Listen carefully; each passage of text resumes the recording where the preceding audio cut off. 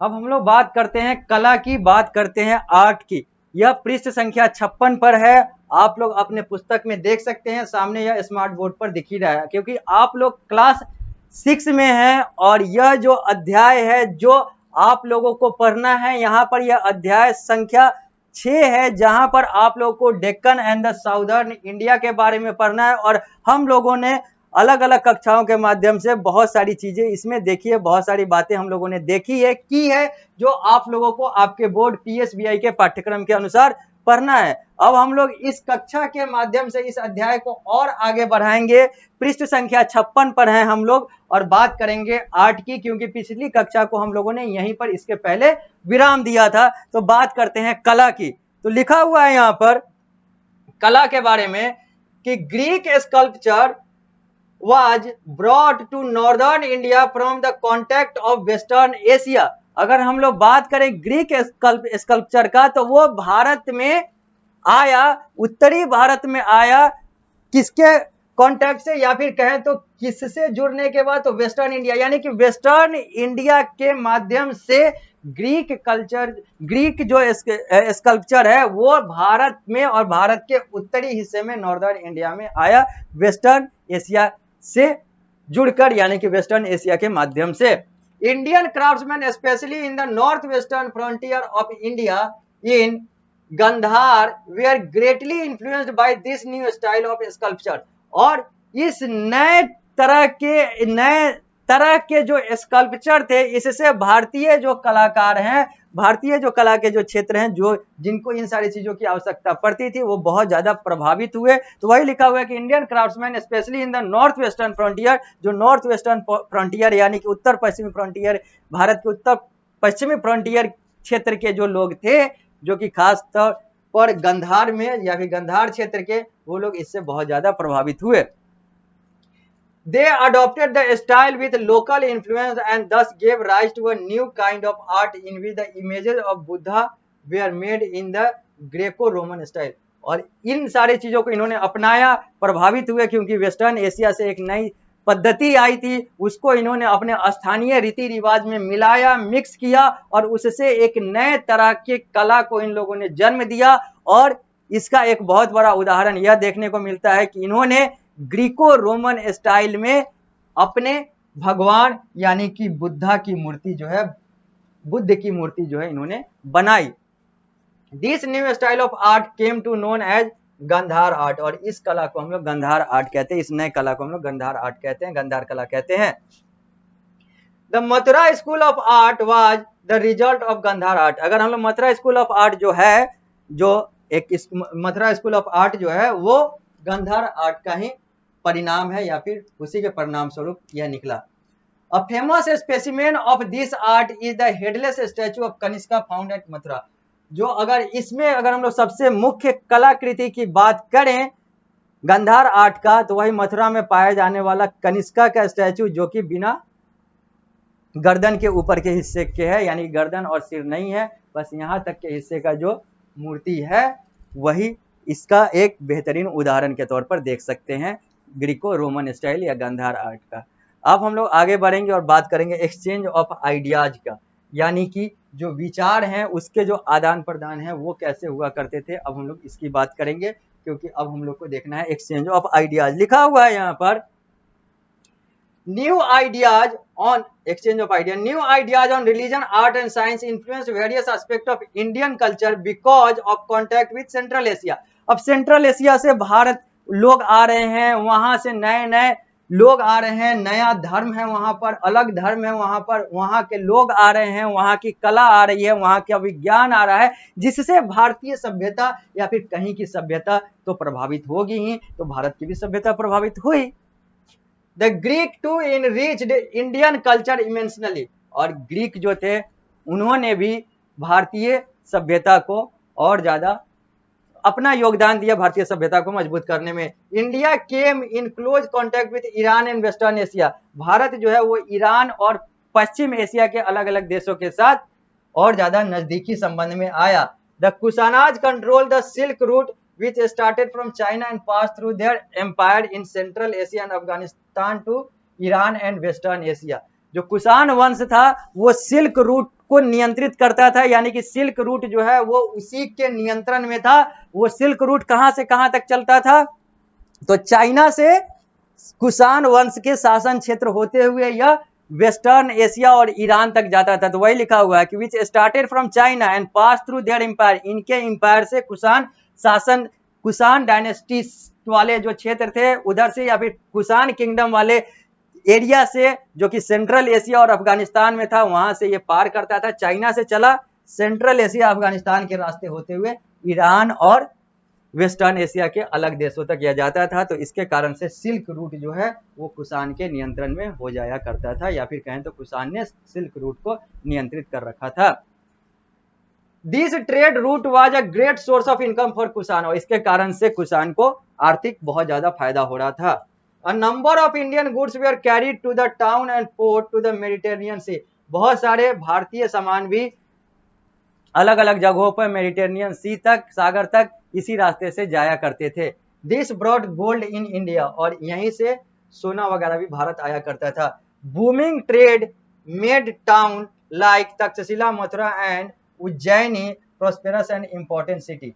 अब ट्रेड का बढ़ना, आगे बढ़ना, व्यापार का आगे बढ़ना तक्षशिला, मथुरा और उज्जैनी जैसे शहरों को और ज्यादा खास, और ज्यादा महत्वपूर्ण, और ज्यादा धनी बना गए।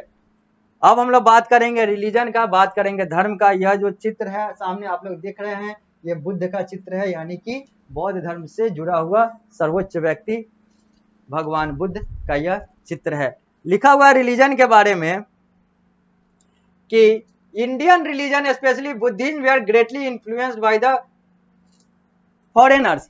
जो भारतीय धर्म की अगर बात करें तो बुद्धिज्म धर्म जो था, बौद्ध धर्म जो था, were greatly influenced by the foreigner, वो विदेशियों को भी बहुत ज्यादा आकर्षित कर गया और विदेशियों से भी बहुत ज्यादा आकर्षित हुआ।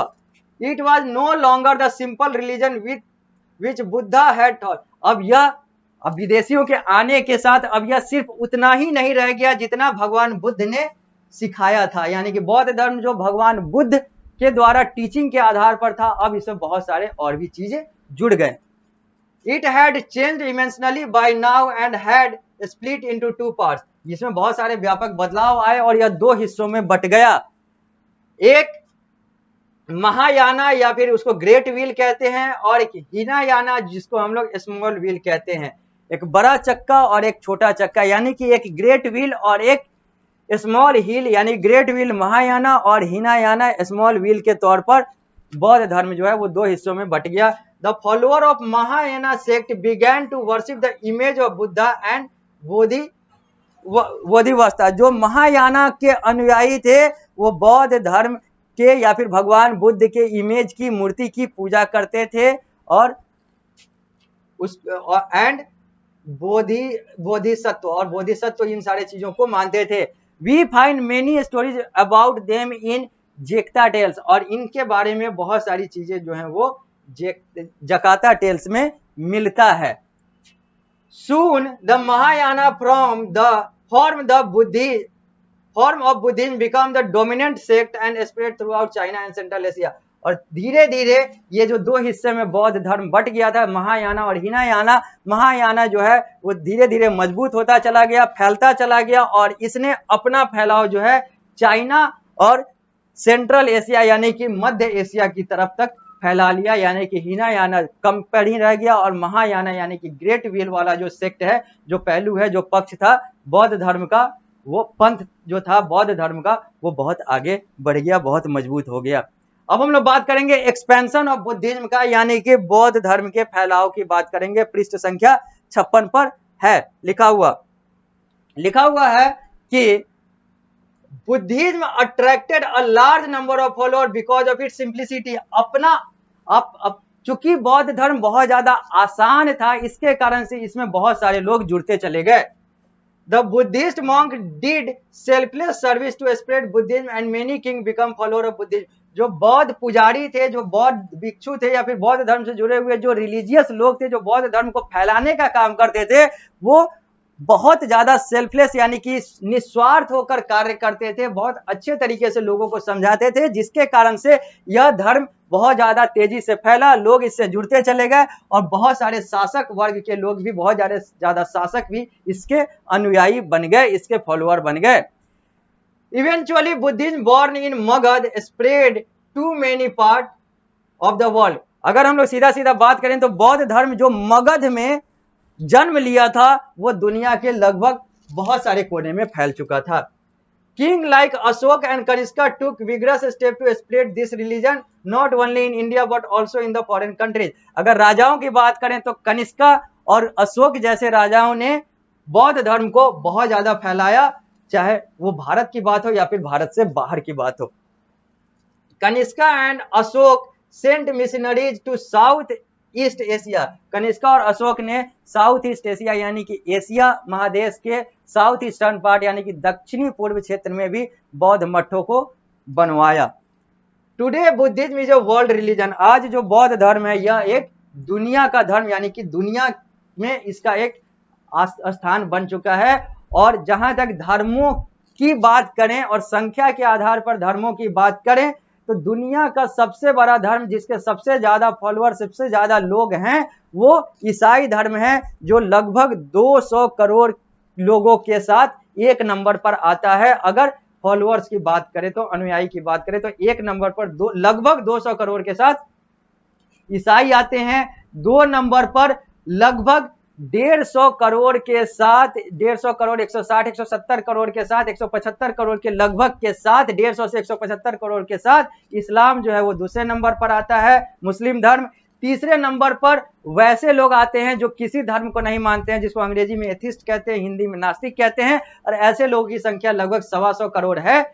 चौथे नंबर पर हिंदू धर्म आता है जो 110 करोड़ लोगों के साथ चौथे नंबर पर है पूरे दुनिया में। और 5वें नंबर पर जो सबसे बड़ा धर्म या फिर 5वें नंबर पर अनुयायी या कि कहें तो फॉलोअर्स की संख्या के आधार पर जो 5वां धर्म बनता है वो है यही धर्म, बौद्ध धर्म, जो कि लगभग दुनिया में 90 करोड़, 80 से 90 करोड़ अनुयायियों के साथ चलता है। यानी कि दुनिया में लगभग 800 करोड़ लोग हैं, जिसमें 200 करोड़ के आसपास ईसाई धर्म को फॉलो करते हैं, 150 से कुछ ज्यादा 160, 70, 75 के आसपास इस्लाम धर्म को फॉलो करते हैं, 125 करोड़ के आसपास ऐसे लोग हैं जो किसी धर्म को फॉलो नहीं करते हैं, 110 करोड़ ऐसे लोग हैं जो हिंदू धर्म को फॉलो करते हैं, 80-90 करोड़ ऐसे लोग हैं जो बौद्ध धर्म को फॉलो करते हैं, और बाकी सारे धर्मों को फॉलो करने वाले और भी बहुत सारे लोग हैं, सब जो भी हैं 800 करोड़ के, लगभग 800 करोड़ के अंदर हैं। तो यही लिखा हुआ है कि today Buddhism is the world religion. आज जो बौद्ध है ये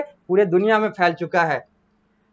As it is a casteless, it attract those wishing to side step of the caste system। चूंकि इसमें कोई जाति व्यवस्था और जातिगत प्रणाली नहीं है तो इसमें वो भी सारे लोग जुड़ जाते हैं जिन्हें जाति के आधार पर उनके धर्म से अलग कर दिया गया हो या फिर छुआछूत के आधार पर। जैसे बहुत सारे जो हिंदू धर्म में जो जातिगत आधार पर प्रताड़ित होते हैं वो बौद्ध धर्म को अपना लेते हैं, जिसमें हम लोग को देखने को मिलता है कि जो शूद्र वर्ण के जो लोग हैं वो ज्यादा इसमें जाते हैं। आगे लिखा हुआ है पृष्ठ संख्या 56 से पृष्ठ संख्या 57 पर आते हुए हम लोग बात करते हैं। तो today countries like China, Thailand, Japan, Myanmar and Sri Lanka are known as Buddhist country. अगर आज बात करें बौद्ध धर्म के बड़े देशों की जहां पर बौद्ध धर्म बहुसंख्यक है तो चाइना नाम आता है, थाईलैंड नाम आता है, जापान, म्यांमार और श्रीलंका जैसे नाम आते हैं। Buddha has been rigidly called the light of Asia. बौद्ध धर्म को या फिर बुद्ध धर्म को हम लोग एशिया महादेश का प्रकाश कहते हैं। Today Buddhism has been become popular in Europe. आज यह एशिया के बाहर यानी कि दूसरे महादेश यूरोप में भी बहुत अच्छे तरीके से फैल चुका है। फैक्ट फाइल के तौर पर देखें तो यहां पर लिखा हुआ है, क्या लिखा हुआ है, द आइडिया ऑफ द भक्ति movement letter become the central feature of Hinduism.